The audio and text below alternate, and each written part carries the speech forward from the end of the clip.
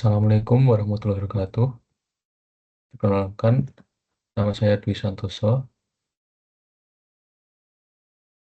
NIM 250201021462. Saya akan membahas terkait pendapat saya terhadap raport ekonomi RI tahun 2026.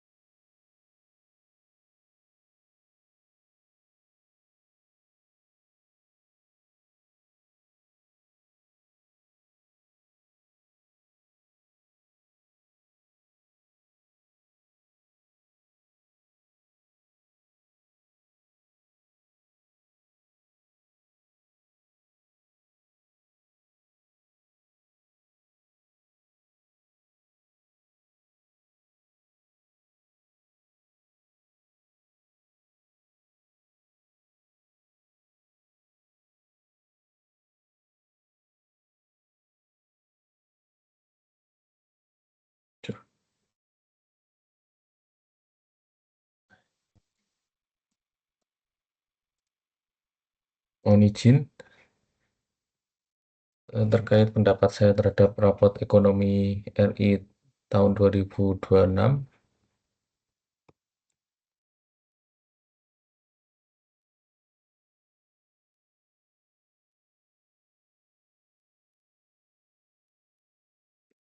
Berdasarkan artikel CNBC yang Anda bagikan, 7 bulan sudah berlalu, begini raport kondisi ekonomi RI. Saya menilai bahwa kondisi ekonomi Indonesia pada 7 bulan pertama tahun 2026 menunjukkan kinerja yang cukup baik, namun masih menghadapi sejumlah tantangan yang perlu diatasi.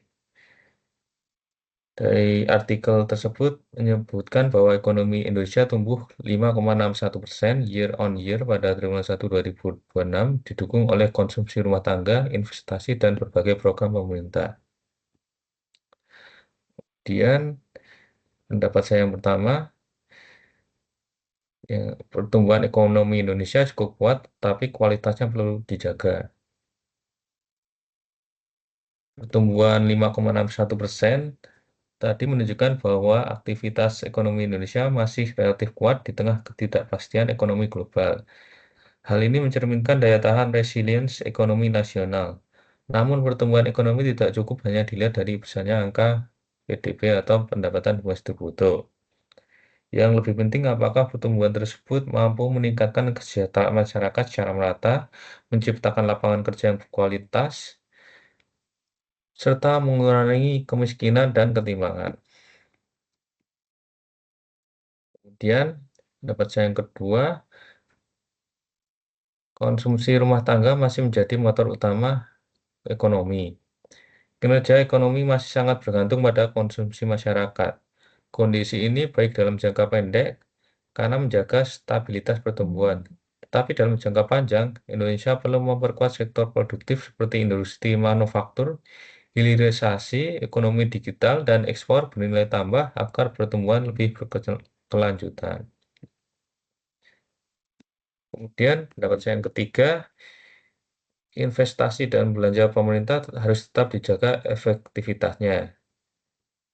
Pemerintah perlu memastikan bahwa investasi yang masuk benar-benar mampu meningkatkan produktivitas nasional, membuka lapangan kerja, dan memperkuat daya saing industri. Beberapa belanja negara juga harus diarahkan pada sektor-sektor yang memiliki dampak ekonomi besar seperti infrastruktur, pendidikan, kesehatan, dan pengembangan teknologi. Kemudian, pendapat saya yang keempat, tantangan global masih menjadi resiko.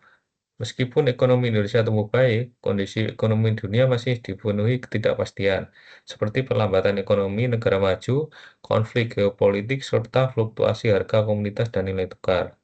Oleh karena itu, pemerintah dan Bank Indonesia perlu menjaga stabilitas inflasi, nilai tukar rupiah, serta kepercayaan investor agar momentum pertumbuhan tetap terjaga. Kesimpulan yang saya dapat, menurut saya raport ekonomi Indonesia selama 7 bulan pertama tahun 2026 dapat dikatakan positif karena mampu mempertahankan pertumbuhan ekonomi di atas 5%, yaitu 5,6% tadi, di tengah tantangan global. Namun pemerintah tidak boleh hanya berfokus pada angka pertumbuhan. Prioritas jangka ke depan adalah meningkatkan kualitas pertumbuhan melalui peningkatan produktivitas, penciptaan lapangan kerja, pemerataan pendapatan, serta penguatan sektor industri dan investasi. Dengan demikian, pertumbuhan ekonomi tidak hanya tinggi, tetapi juga inklusif atau menyeluruh dan berkelanjutan. Cukup sekian yang bisa saya sampaikan, kurang lebihnya mohon maaf.